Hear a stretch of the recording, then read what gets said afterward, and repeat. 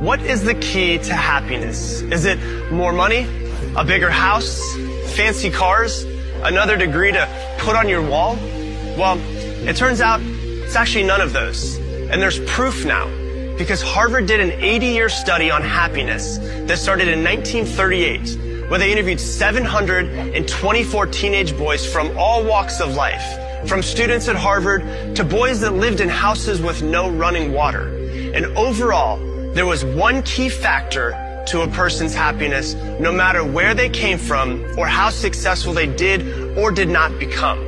And over the course of 80 years, Harvard found out that the number one thing that mattered the most to an overall happiness that a person had was this: the quality of their relationships. Now, this is not how many friends they had on Facebook or how many people they had stored inside of their cell phones, but the quality and the depth of their closest relationships. And they started this study when these men were in their late teens and kept it going all the way until their deaths, interviewing them every 2 years, and they sat down in their living rooms. They got their medical records. They talked to their doctors. They did brain scans. They interviewed their wives, their children, and over 2,000 of their grandchildren over the course of the years. And over again, they found that happiness or lack of happiness came from their relationships. But there was one interesting finding that the professors did not expect.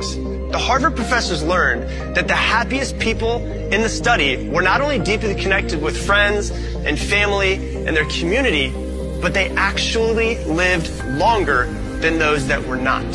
And they realized that social connections keep us healthier. And loneliness is toxic. Loneliness kills. In fact, 70 different studies across the world with 3.4 million participants found out that social isolation and loneliness are linked to premature death. And they found that the men that had the greatest levels of satisfaction in their relationship when they were 50 years old were the healthiest. And the ones that had the lowest levels of satisfaction in their relationships at 50, they didn't even make it to their 80s.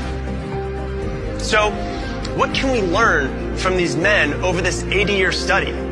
If you want to be happy, then there's one thing that you should focus on, and that's the quality of your relationships. And that's what the people that are around you, the ones that you are closest to.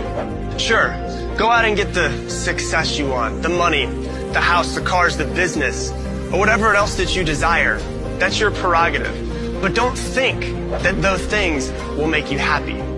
Don't think that they'll fill a hole that you feel inside of you.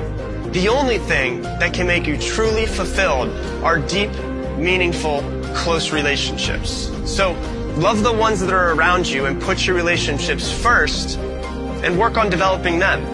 And the success, the money, the fulfillment, the health, and the happiness will naturally make their way into your life.